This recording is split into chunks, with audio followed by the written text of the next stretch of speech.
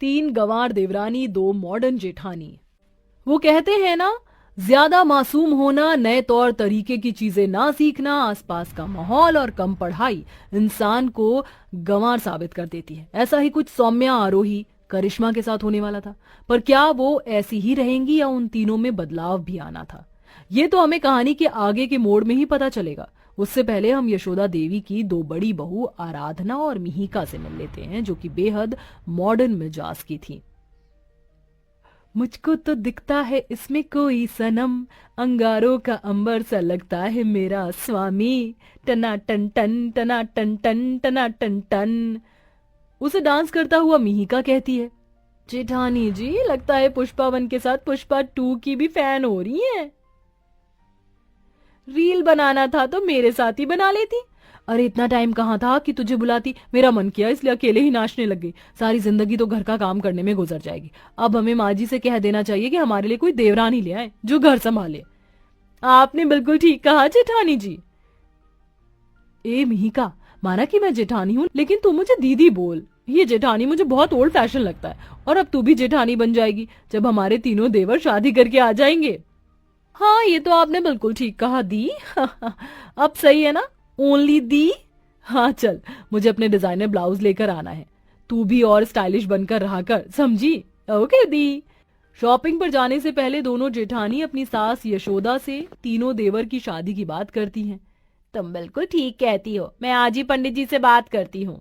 Thank you माँ जी, हम दोनों को काम है, हम दोनों अभी बाहर से आते हैं। ठीक है। दोनों अपना डिजाइनर ब्लाउज लेने चली जाती हैं। वहीं दूसरी तरफ यशोदा पंडित जी से अपने तीनों बेटों के लिए सर्वगुण संपन्न संस्कारी बहू की बात करती है। ऐसे में पंडित उन्हें सौम्या, आरोही, करिश्मा की फोटो दिखाता है। उनके गुण और शक्ल देखकर यशोदा अपने तीनों बेटों की शादी उनसे करना मंजूर करती है और तीनों हफ्तों में यशोदा के तीनों बेटों की शादी बहुत धूमधाम से हो जाती है। पर वह तीनों बहुएं कितने गंवार और मासूम थे, इस बात से वाकिफ होना भी बाकी था। तीनों बहू का अच्छे से गृह प्रवेश हो जाता है। अगले दिन यशोदा तीनों बहू से कहती है, बहू, जानती हूँ तुम बहुत ज्यादा सर्वगुण संपन्न संस्कारी हो और तुम्हारा इस तरह से साड़ी पहनने का स्वभाव भी मुझे बहुत अच्छा लगा। अब जाकर अपनी पहली रसोई का अच्छा सा खाना बना दो, साथ में एक मीठा भी बना देना। जी माँ जी। तीनों गंवार बहुएं रसोई में जाती हैं तो मॉडर्न किचन को देख घबरा जाती हैं। तभी करिश्मा माइक्रोवेव को देखती है। अरे मोरी मैया, ये छोटा सा डब्बा क्या है? और इसमें तो बटन भी है। मुझे तो लगता है करिश्मा कि ये छोटा फ्रिज है। आम की आइसक्रीम बनाकर इसमें रख दो, अच्छे से जम जाएगी। ठीक है, अभी करती हूँ। पर यहाँ पर मिट्टी का चूल्हा नहीं है, लगता है यहाँ पर खड़े होकर चूल्हा बनाना पड़ेगा, तभी खाना बनेगा। बाहर से लकड़ी और मिट्टी लेकर आती हूँ। जब तक आरोही तुम देख लो कौन से मसाले कहाँ रखे और बाहर निकाल कर रख लो, पूरी का आटा लगा लो। करिश्मा बाहर जाकर मिट्टी और छोटी छोटी लकड़ी ले आती है और फिर मॉडर्न किचन की स्लैब पर मिट्टी का चूल्हा बनाने लगती है। वहीं आरोही अपने मुंह पर आटा लगा लेती है। इतने में दोनों जेठानी और सास आ जाती हैं। तुम तीनों ये क्या कर रही हो? अभी तक खाना बनाना शुरू नहीं किया और ये रसोई में मिट्टी और लकड़ी क्यों ले आई हो? मुझे ऐसा क्यों लग रहा है कि तीनों गंवार हो? मैं ही पूछती हूँ। आरोही, सौम्या, करिश्मा, तुम दोनों क्या कर रही हो? ये मिट्टी क्यों लाई हो बाहर से? माँ जी, मुझे यहाँ पर चूल्हा नहीं दिखा, इसलिए मिट्टी का चूल्हा बना रही हूँ ताकि जल्दी से खाना बना लूं। और ये क्या आरोही, तूने अपने मुंह पर आटा क्यों लगा लिया? आपने ही कहा था पूरी का आटा लगा ले, तो ये पूरी तो बनानी थी इससे, इसलिए मुंह पर लगा ली। अरे पागल, इसका मतलब पूरी का आटा गूंथ ले, इससे पूरी कैसे बनाएंगे हम? इतने में माइक्रोवेव के खराब होने की आवाज आती है। तीनों जेठानी सास डर कर माइक्रोवेव की तरफ देखती हैं और प्लग निकाल देती हैं। सौम्या बहू, ये तुम क्या कर रही हो? माँ जी, मैं आइसक्रीम जमा रही हूँ, पता नहीं इसमें क्या हो गया, पता नहीं कैसा फ्रिज है आपका ये छोटा वाला। ये सुनते ही सास जमीन पर धड़ाम गिर जाती है और आराधना कहती है, बेवकूफ देवरानी, ये कोई छोटा फ्रिज नहीं है, इसे माइक्रोवेव बोलते हैं। आइसक्रीम इसमें जमती है, इस फ्रिज में। ब्लास्ट तो होना ही था। गांव से आई हो तो इतनी गंवार हो क्या? ये भगवान, इन्होंने तो आते ही मेरे माइक्रोवेव को खराब कर दिया। कल ही तो मंगवाया था। एक के सामने इंडक्शन है, उसके बाद भी मिट्टी का चूल्हा बना रही है, दूसरे अपने मुंह पर ही आटा लगा लिया और तीसरी की तो बात ही छोड़ दो। सॉरी माँ जी, हमें माफ कर दीजिए, हमें पता नहीं था कि ये क्या है, फिर भी हम खुद से बनाने लग गए। अरे तो तुम एक बार पूछ भी तो सकती थी, पर तुमने पूछा ही नहीं, ऊपर से गंदगी कर दी। मिहिका, आराधना बहू, तुम दोनों ही इन्हें किचन में बता दो कि फ्रिज कौन सा है, गैस कौन सी है, वरना ना जाने आगे क्या होगा। जी माँ जी। दोनों जेठानी तीनों गंवार देवरानी को किचन की हर एक चीज बता देती हैं, जिसके बाद वो खाना बना लेती हैं। कुछ देर बाद डाइनिंग टेबल पर खाना लग जाता है तो आराधना सौम्या से कहती है, सौम्या जरा रसोई से मेरे लिए एक ग्लास बटर मिल्क ले आओ, और हाँ, इस बार कोई गंवार हरकत मत करना। जी जी जेठानी जी, ऐसी कोई शिकायत अब आपको नहीं होगी। बटर माने मक्खन, मिल्क माने दूध, यानी मुझे दूध में मक्खन डालकर लाना है।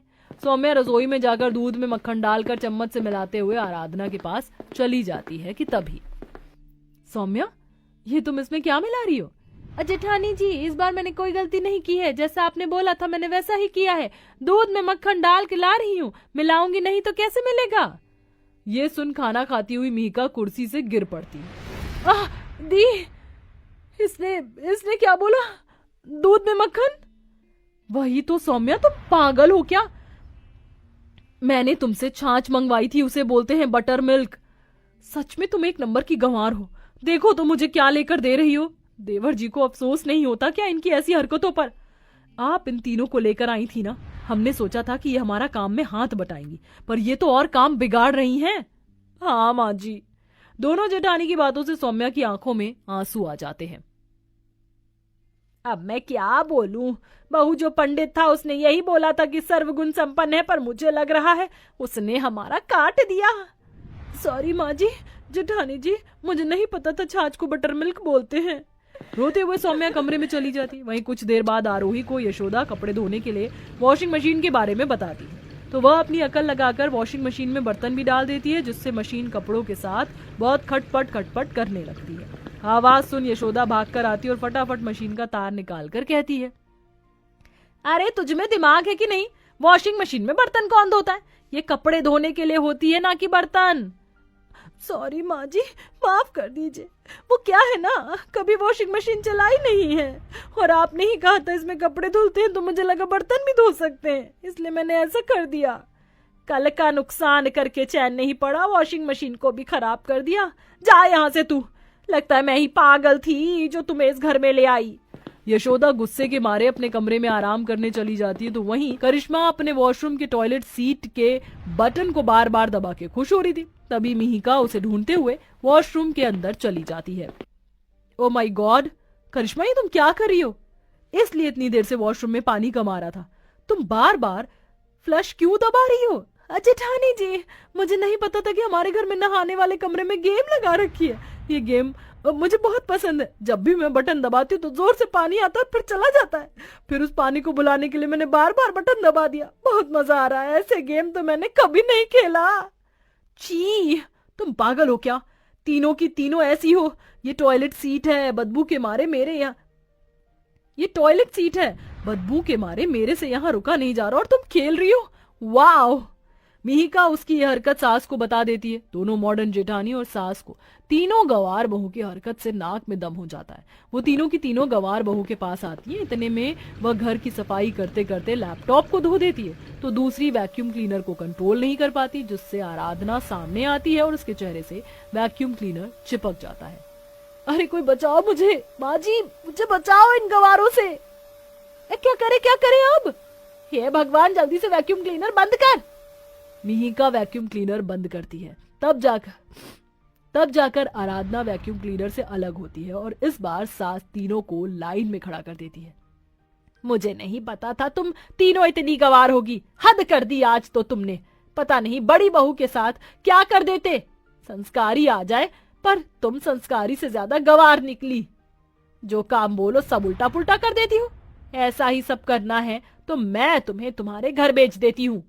तभी तीनों बहुएं रोते हुए सास का पैर पकड़ लेती हैं। हमें माफ कर दीजिए, जाने अनजाने हमसे बहुत बड़ी गलती हो गई।